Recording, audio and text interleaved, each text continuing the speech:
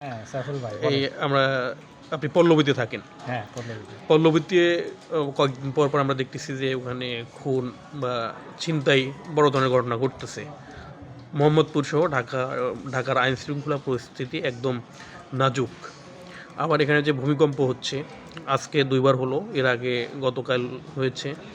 তো মানুষ তো একটা আশঙ্কার মধ্যে আছে। ২ টা কারণে। একটা হচ্ছে মানবশ্রেষ্ঠদের দুর্যোগ বা এই যে আইনশৃঙ্খলার অবনতি, আরেকটা হচ্ছে প্রাকৃতিক দুর্যোগ, ভূমিকম্প। এখান থেকে আসলে ঢাকাবাসীর নিস্তার কীভাবে সম্ভব? প্রথমত আপনি যেটা বললেন যে খুন খারাপি হচ্ছে, হ্যাঁ? এটা আসলে আপনার যে সরকার পরিবর্তন হওয়ার পর থেকে এটা শুরু হইছে।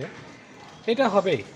এটা আমাদের এটা থেকে বের হওয়ার জন্য এটা অনেক বড় পরিকল্পনা করা দরকার রাজনীতিবিদদের। আর দ্বিতীয় যেটা বললেন সেটা হচ্ছে গিয়ে আপনার যে ভূমিকম্পের যে বিষয়টা, ভূমিকম্প এখন এই যে ৩৬ ঘন্টা বলেন বা এই যে ২৪ ঘন্টার মধ্যে বা ৩৬ ঘন্টার মধ্যে যে ৩ বার ভূমিকম্প হলো।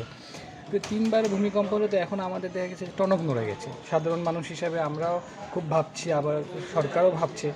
কিন্তু খালি ভাবলেই তো আর হবে না। এই ঢাকা শহরের যা অবস্থা, এই ঢাকা শহরটাকে যদি আমরা রক্ষা করতে যদি চাই, তো এটার একটা সবচেয়ে বড় বিকল্প হচ্ছে এখান থেকে মানুষজন কমাতে হবে। এই দালান কোঠা যে এতগুলো হলো এটা কমাতে হবে। এখনও কিন্তু প্রতিনিয়ত হচ্ছে।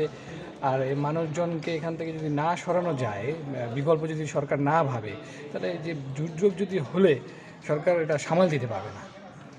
এটা অসম্ভব। Thank you.